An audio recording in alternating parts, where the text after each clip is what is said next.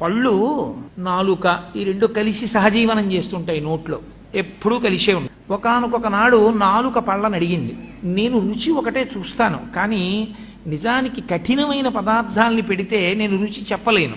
ఓ పాలకాయలని చేస్తారు, అవి నేను చప్పరించలేను, కానీ మీరు పాపం కష్టపడి వాటిని నవిలి గుండ చేసి నా మీద పెడతారు. నేను చక్కగా ఇంత రుచిగా ఉందని దాని రుచి చూసి లోపలికి తోస్తూ ఉంటాను. ఇలా ఎన్ని పెట్టారో నవిలి మీరు. కాబట్టి మీరు నాకు ఎంతో ఉపకారం చేశారు, మీతో కలిసి ఉన్నందుకు నాకు ఈ ప్రయోజనం వచ్చింది.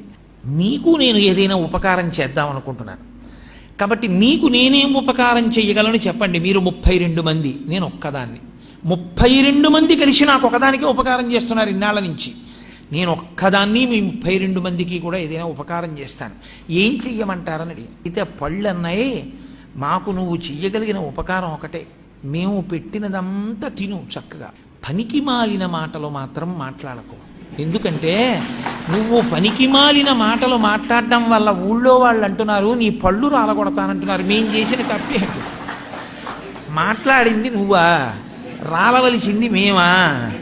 సత్సంగం లేకపోతే వచ్చేటటువంటి వ్యతిరేక పరిణామం కూడా అలాగే ఉంటుంది.